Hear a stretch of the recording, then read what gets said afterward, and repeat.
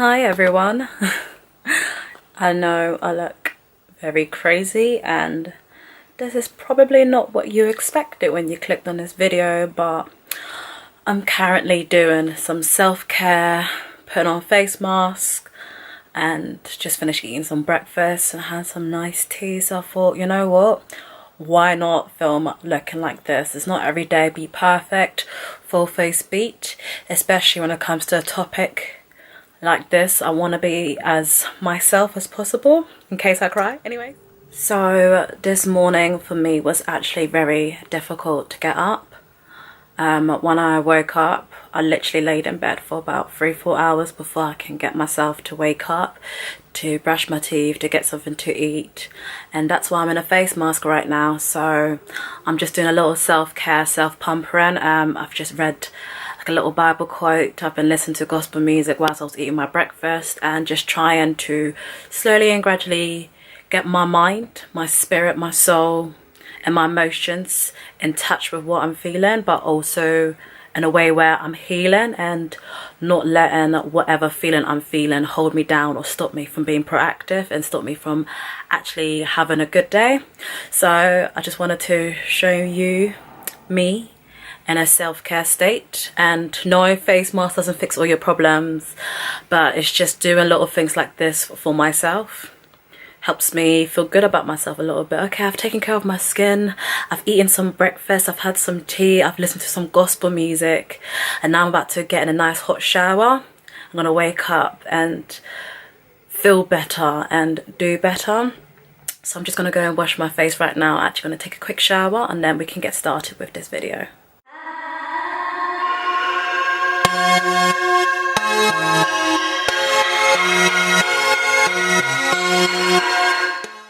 Hello and welcome back to the LC Effect. My name is Leonore and thank you for joining me for my second video on this channel.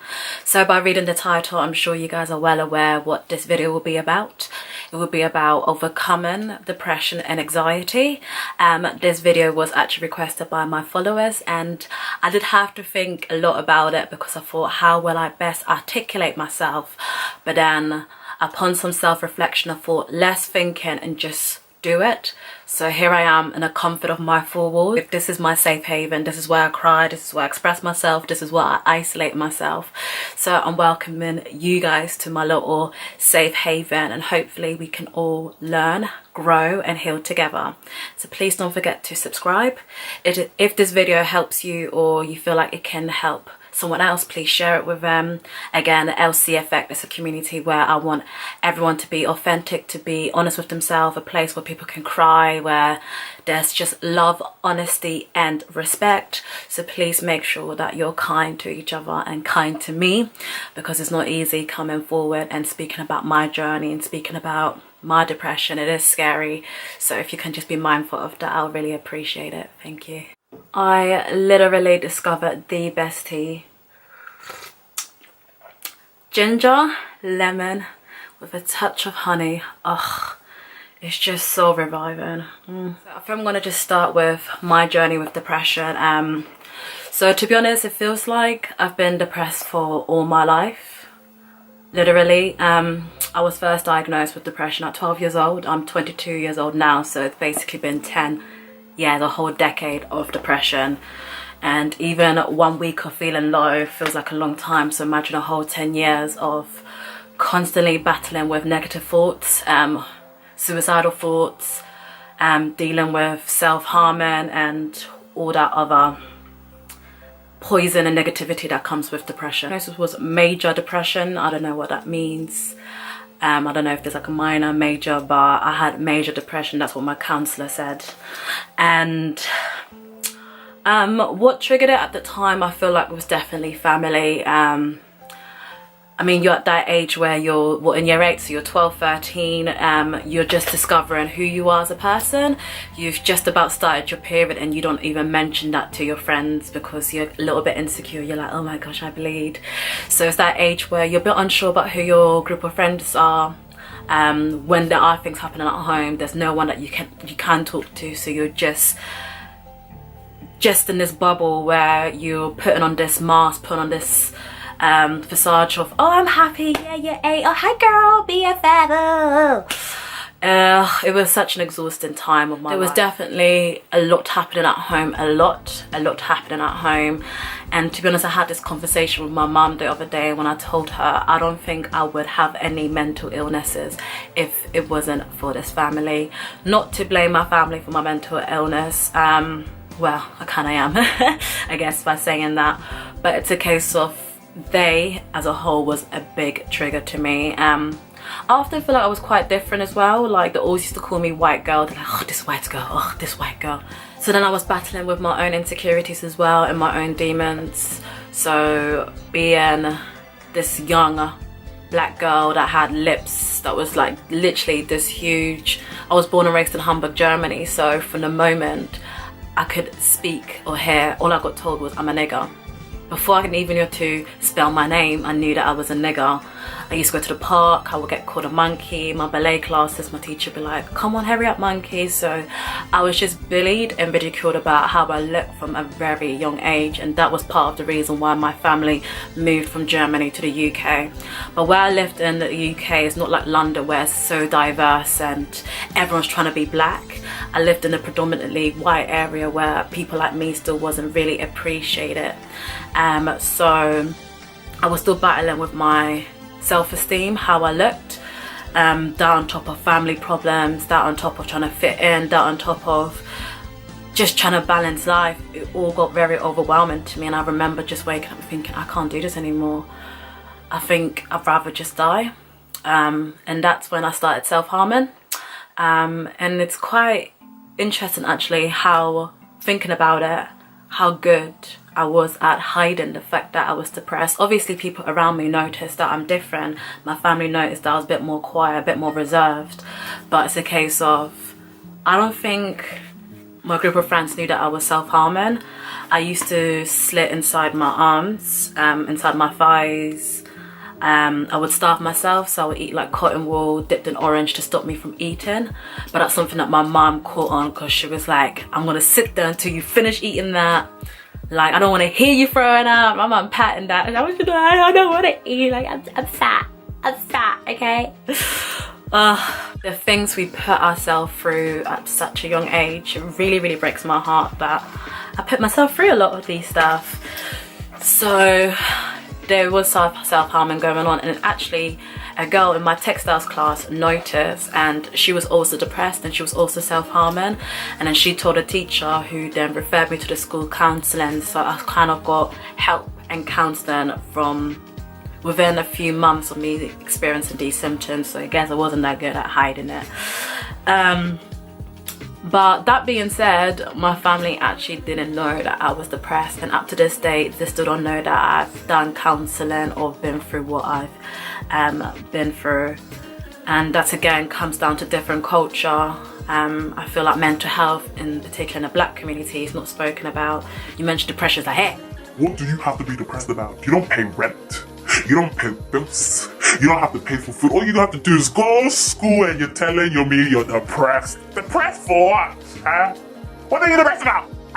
And if it wasn't for my counsellor, I probably wouldn't have made it, because I was isolating myself. I did isolate myself from pretty much everyone. And that's the thing with depression. Depression, in order for it to execute itself to the fullest, it requires isolation.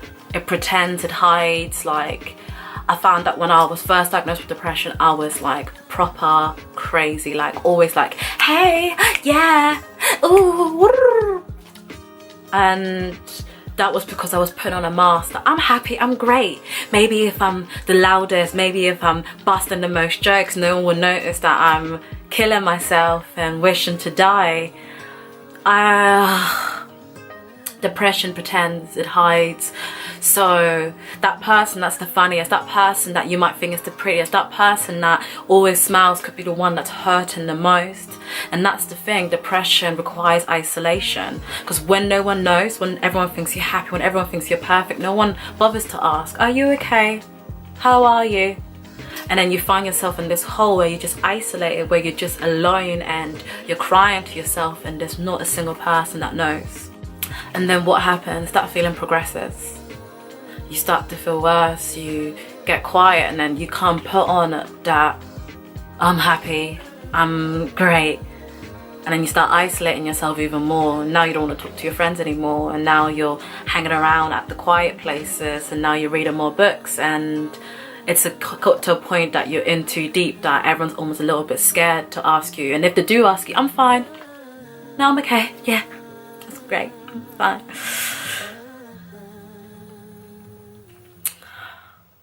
Depression doesn't discriminate. Depression hasn't got one face. Depression doesn't pick on, oh, there's a fat girl with acne, you know what, I'm gonna torment her. Depression can take hold of anyone. Doesn't matter how pretty, how popular, how happy, how funny that person may seem to you. Depression does not discriminate. So last year when I decided that I want to take social media full time and beauty blog, I quit my job as assistant manager, and I thought, you know what, I'm going to be so motivated, I'm going to be filming every day, I'm going to be doing this and that, woo! Huh. When the mornings came, I could not get up. It's like, it literally felt like my body was tied to the bed, like I couldn't move, I couldn't breathe, everything hurt. This depression I felt was out of the world, and I was alone, like my whole family were abroad. So it was just me at home, alone, left with my own thoughts. And for about 4 months straight, I didn't even know what day it was. Every day felt the same. Every day I wasn't myself. Every day I laid in that bed, watching the same things on Netflix, not doing anything. I will make enough money for that month, for that period to, you know, be able to get food, pay my insurance, do whatever I need to do. But the laziness that I felt, I couldn't help. There was genuinely nothing that I could do. I felt so alone. I felt like, wow, I'm 21, because I was 21 at that time. I was like, I'm still depressed. I've been depressed since like forever. What's the point? Maybe I should just end it, because if I'm still feeling like this now, like I'm probably going to feel like this when I'm older, so there's no point me going on living.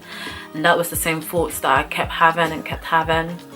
And then my family came back, and obviously I was forced to sort of almost wake up. But then when they came back, it was a lot of stress again. I had to share my home and be with these people again every day. It was just a lot. So I thought, you know what, I'm gonna go to New York. I'm gonna just... And that's the thing, you can't run away from your problem. People always say, you can't run away from your problems. And you're like, okay, watch me run away. But that's the thing, when I was in New York, that's when I was a mess. This is how I know Jesus loves me. Like, he actually loves me, because he just wrapped me up in his bubble of protection at a time where I didn't care about my safety, at a time where I didn't care about my life. I was just off my head, away, drunk every day. I'll be at a bar and a guy will be like, hey, do you want some weed brownies? And I'll be like, okay. Not thinking or asking what's in there, like this and that. I'll just be like, cloud 100. I'll find myself with like hood guys that are like, I'ma F this nigga up, keep chatting shit and I'ma kill you. And I'll be there like,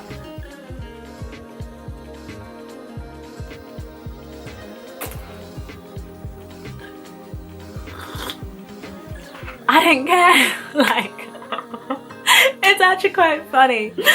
But I genuinely did not care about my life. I remember one day I didn't go out, I stayed in. And then I started writing my suicide notes, because I thought, okay, I definitely gotta die. Like, this is it. I'm done. So I started writing my suicide notes to my family. I planned my whole funeral. I picked out my casket. It was this one from Costco that said, "In God We Trust." I was like, should I go for black one or pink one? I was like, I'm gonna go for black one. And it was, I think what was most scary about that thought, thinking back at it now, was how calm and happy I was about it. Not even happy, obviously I wasn't happy, but I wasn't like, I was just like, this is my suicide notes, this is my funeral planning. I attached like funeral services that helps them. I told them how much money I have and what to sell in order to fund for my funeral, because I didn't want anyone having that inconvenience of having to now pay for this and this and that. I even left a note, you better not invite this cousin because you know she's fake ass. I don't want none of those fake ass people crying at my funeral. Like, I was I was ready. And then I said, you know what, I can't kill myself in New York. That is cruel. It's not fair on my uncle that's allowing me to stay in this place. Now he's gonna have to call my dad and be like, your daughter's kind of like, you know, killed herself. So I thought, let me wait till I get home, and then I'll book a hotel, have like a last supper, do everything. That's what I'm saying, this is so scary. Like, that's legit how I thought. And I didn't realize how sick I was, how genuinely sick I was. Like, how I was just like, yeah, I'm just gonna go do this and do that, and then everyone will be fine. They might cry for like a day or two, but they will get over it. I mean, I'm amazing, but I'm not that amazing, whatever. And then I come home and everyone's like, Leo's back. Oh, Leo. I'm thinking, can y'all relax? Because I'm not back. Like, I plan on dying next week. I was fuming. Everyone's there like, whoa. And then my mum's all like, if I didn't give birth to you, I don't know what I would have done. Leo, when you left, I was thinking, if Leo was here, I was thinking, wow, these people really need me. Like, wow, they really need me. Like, this is, And my mum's all like, if you ever go, I don't know what I would do. You're like, and I'm just like, damn, okay. I was like, maybe this is not a good time to kill myself right now. Maybe if I postpone it for a little bit. But then God kept using people to talk to me. I kept waking up to emails with people telling me like how much they love me, how much I inspire them. There was a particular guy, Sly, if you're watching, hello. Thank you for your help, your love, your support, your prayers. Oh, you genuinely saved my life, and I wasn't. And he's emailing me, telling me how loved I am, how much I inspire so many girls worldwide, how much God loves me, how much he has a purpose for me. And I'm thinking, I haven't written anything on social media like I'm feeling low. As far as everyone is concerned, I'm living my best life in New York. I'm always turning up. So it's not like even a case of someone was like, oh, hey, I saw you. You look a bit down. Like, just want to let you know you're okay. This is complete random. As far as everyone was concerned, I was happy. And this person's just telling me how much I'm loved and how much people need me and how much my life means to everyone. I was thinking, oh, I kind of just wanted to kill myself in peace. But then I realized it was God talking through these people. He knew that I needed to hear that. He knew that I needed that extra love, that extra support. And then I said, you know what? Let me get some help. I went to my GP, did some counseling. I said, you know what? I'm not going to kill myself. Well, at least not tomorrow or today. So what am I going to do to make my tomorrow better?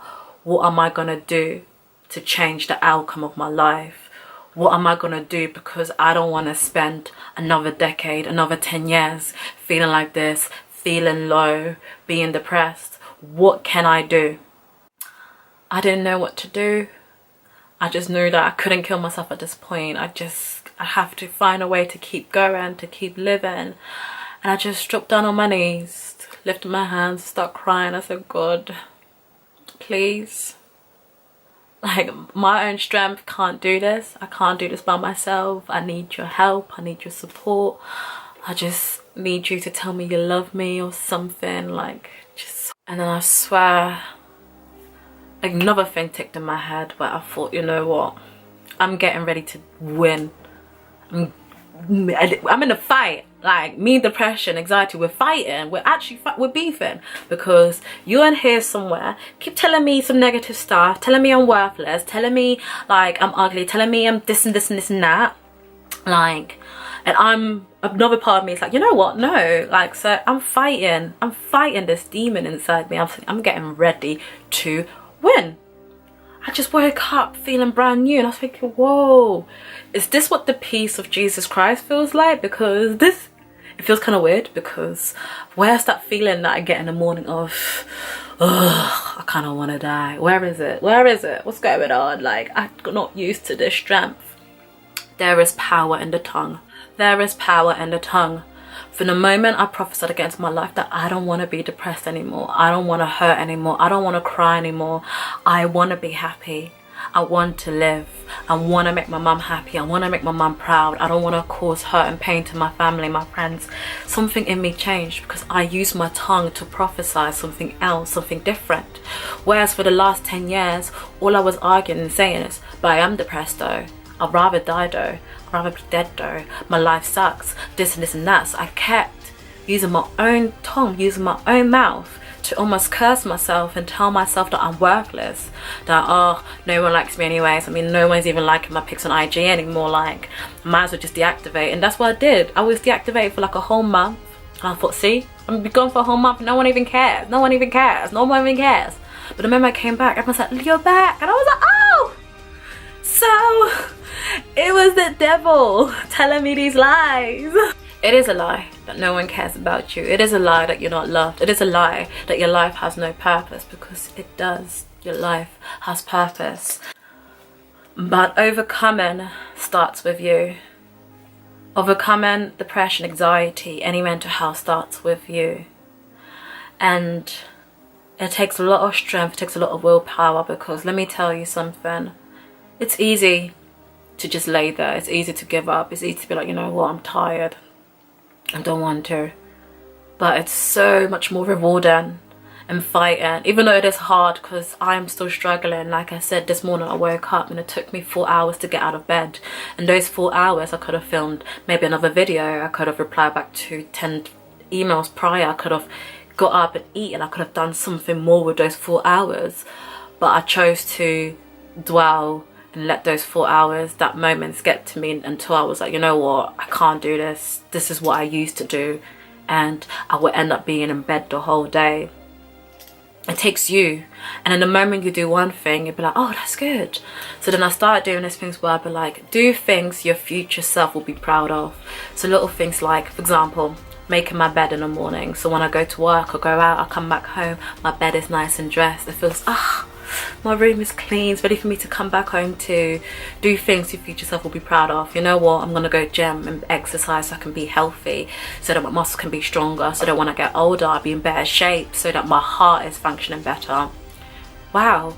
And like 1 month time after going gym, everyone's telling me I look good, everyone's telling me I'm glowing, I'm doing this. Do things your future self will be proud of.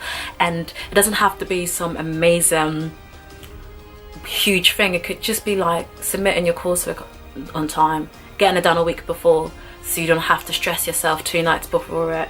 That's things that your future self will be proud of. You know what, getting up and making yourself a big breakfast, because you normally don't eat breakfast, but now your belly's not hungry, you can concentrate, it's not rumbling, you've released happy chemicals into your body. Doing things your future self will be. There's power in the tongue, as I've said, but I'm going to say it again. I used to always say, I am depressed, and now I don't even utter that word against me.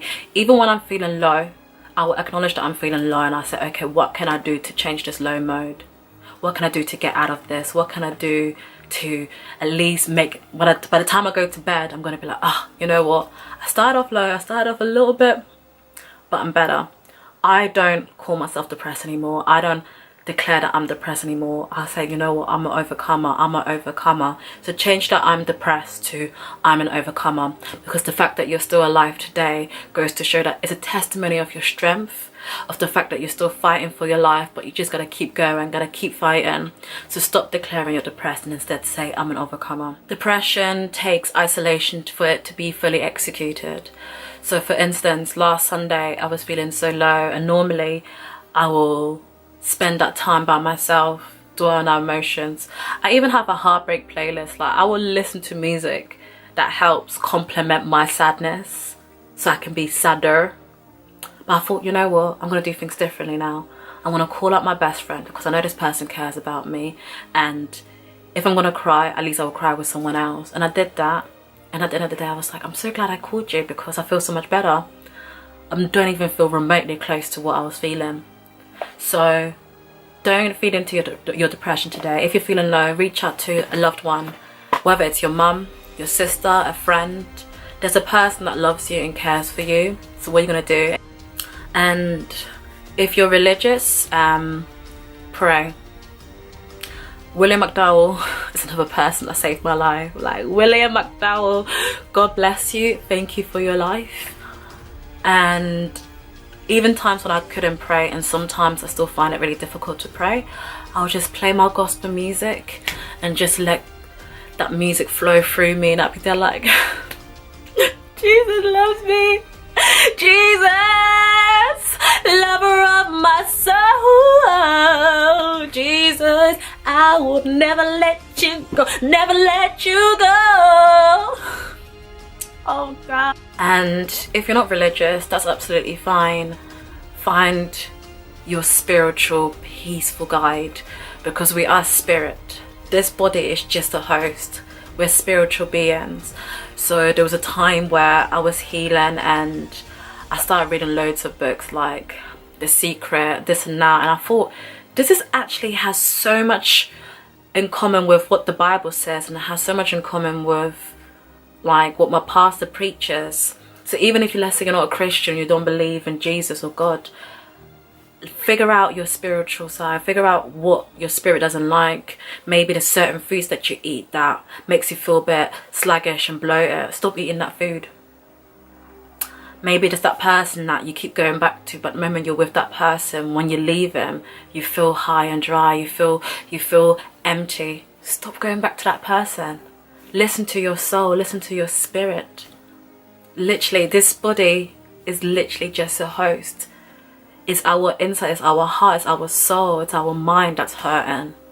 And that's what implicates our physical, and that's why we can't get up. The moment the spirit, the moment the soul says, get up, you get up.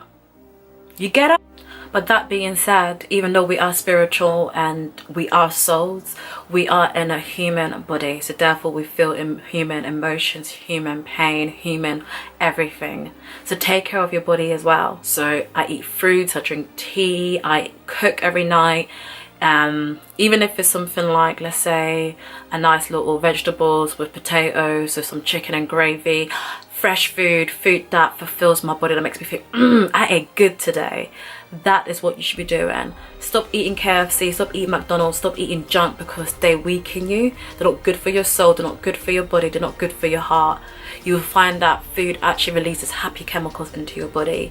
And when you do eat good stuff like vegetables, fruits and stuff, even you think to yourself, you know what, my skin is looking better today. So I read loads of books, like right now I'm reading Daughter, You Can Make It. This is a Christian book as well.